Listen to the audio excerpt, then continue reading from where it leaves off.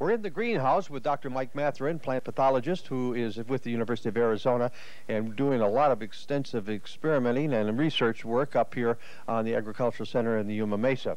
Dr. Matherin, you're working with plants that are not native here to the not used too much here on our part of the state, but these are from eastern Arizona. These are chili pepper plants that we're looking at here.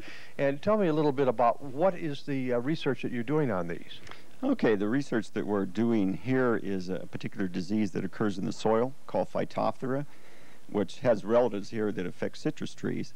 But the species we're working on here occurs only in eastern Arizona and central Arizona, where chili peppers are grown. And what we're trying to do is develop methods to control this disease better, more efficiently than we now can. I've actually seen chili peppers grown here in the desert, but it's mainly in eastern Arizona. Let's take a look at the research you're doing here. First row of plants is untreated. You have those as a check, don't you? That's right. Any treatment we do, we have to compare it to the standard control, which mainly is no treatment at all. And as you can see, the check plants look pretty bad. They're basically all dead. And so any improvement we get from that, we consider a success. Now, we're looking at Phytophthora. That's something you can't see, but it's in the soil. How do you know that the soil has that disease? Well, we have techniques where we can actually take the soil and recover the Phytophthora from the soil. And so we do that first to make sure that pathogen is the pathogen we need to be concerned about. Do you plant the pathogen into the soil? Right. Well, in this case, I actually imported. I went to eastern Arizona, Cochise County, and got some soil from an infected pepper field, brought it back here, and ran the trial. Now, one of the long-time products that we use for fungicides is Ridamil, and you're using that on the second group of plants.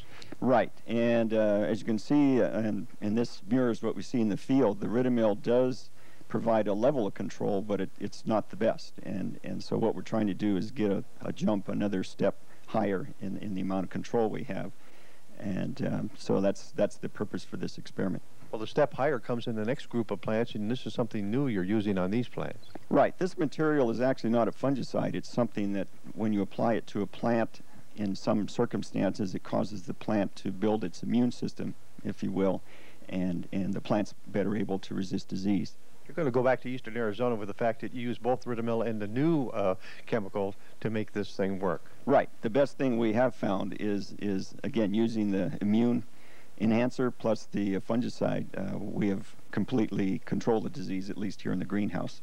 Well, it looks like the one in your hand here looks pretty decent to me. And also, one of the funny things about this, you have to be an entomologist every once in a while, don't you? Well, yeah, for us, the insects are kind of things we have to deal with. We have a few in the green. Anytime you grow anything in the greenhouse, you have insects that want to compete with you, and we have to deal with those too. But all in all, Dr. Matherin has it under control on this plant, these chili pepper plants. And I'm George Gatley in the greenhouse with Dr. Mike Matherin on NBC News Channel 11.